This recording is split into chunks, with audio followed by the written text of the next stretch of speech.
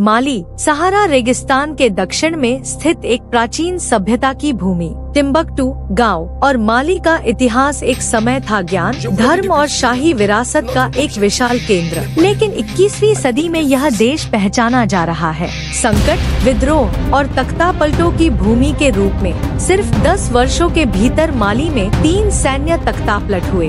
2012, 2020 और 2021 में प्रत्येक तख्तापलट माली को और अधिक अस्थिर बना चुका है। तो सवाल ये है, क्यों यह विनाश बार बार क्यों बर्बाद होता है माली का लोकतंत्र? 2012 में माली में पहली बड़ी सैन्य तख्तापलट होती है। तत्कालीन राष्ट्रपति अमादू तुमानी टूरे सत्ता में थे, लेकिन उत्तरी माली में तुआरेग जातीय समूह और इस्लामी चरमपंथी संगठनों का विद्रोह दिन तीव्र टूरे सरकार इस विद्रोह को नियंत्रित करने में असमर्थ, जिसके कारण सेना के भीतर गहरा असंतोष आ जाता है। मार्च 2012 में कैप्टन अमादू सानोगो के नेतृत्व में सेना तख्तापलट कर देती है। वे दावा करते हैं कि सरकार असफल, कमजोर और सैनिकों को ठीक से हथियार, संसाधन या नेतृत्व देने में अक्षम। इस तख्तापलट के बाद देश में अराजकता और राजनीतिक शून्यता होती है, जिसका फायदा उत्तरी माली का एक बड़ा हिस्सा चरमंथियों के नियंत्रण में जाता है। Ansar Dine, AQIM, al Qaeda in the Islamic Maghreb और मुजाओ जैसे संगठन, वहाँ शरीयत आधारित शासन स्थापना। इस पूरे समय में माली की एकता और अखंडता को गहरा खतरा पैदा हो जाता है। 2013 में फ्रांस ने ऑपरेशन सर्विल नाम का सैन्य अभियान चलाकर आतंकियों के कब्जे वाले इलाकों को वापस हासिल किया। इसके बाद माली में चुनाव हुए और इब्राहिम बुबाकर कीता IB के राष्ट्रपति चुने गए, लेकिन शांति ज्यादा दिनों तक टिक नहीं पाई। अलगाववादी, आतंकी गुटों और भ्रष्टाचार की वजह से सरकार जनता का भरोसा खो बैठी। पूरा देश विरोध से भर उठा। चुनाव में धांधली, बेरोजगारी, असुरक्षा, इन सब मुद्दों पर जनता गुस्से में आ गई। अगस्त 2020 में सेना के एक हिस्से ने national committee for the salvation of the people CNSP नामक संगठन के तहत राष्ट्रपति कीता को इस्तीफा देने पर मजबूर किया। इस बार कर्नल असिमी गोइटा ने इस coup का नेतृत्व किया। जनता के विरोध के बीच सेना ने जनता के पक्ष में खड़े होने का संदेश दिया और दावा किया कि वे देश को नई राह पर ले जाएंगे। पहले एक अंतरिम सरकार बनाई गई, जिसमें बहएंदाओ बारंडो को अंतरिम राष्ट्रपति बनाया गया। अगस्त 2020 में सेना के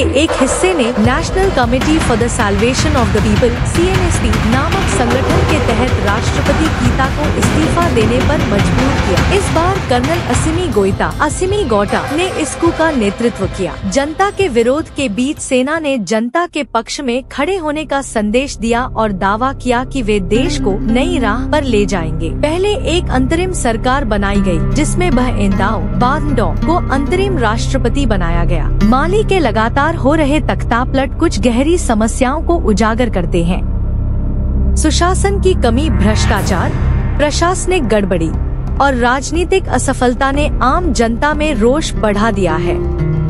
सैन्य प्रभाव, सेना देश के अंदर एक शक्तिशाली संस्था है जो बार बार जनता के नाम पर हस्तक्षेप करती रहती है। आतंकवादी और अलगाववादी संकट, माली के उत्तरी क्षेत्रों में सरकारी नियंत्रण लगभग नहीं है। अंतर्राष्ट्रीय निर्भरता, माली कई मामलों में अंतर्राष्ट्रीय बलों और सहयोग पर निर्भर है, जिससे आंतरिक राजनीतिक निर्णयों में जटिलता आती है। माली एक ऐतिहासिक और सांस्कृतिक रूप से महत्वपूर्ण देश है, लेकिन राजनीतिक अस्थिरता, सशस्त्र विद्रोह और बार बार सैन्य हस्तक्षेप ने देश को पिछड़ाया है। स्वस्थ लोकतांत्रिक अभ्यास और राष्ट्रीय एकता के माध्यम से माली को पुनः स्थिर रास्ते पर लाना जरूरी है, क्योंकि जब आत्मा स्वतंत्र होगी, तब राज्य भी एक दिन स्थिर हो सकता है।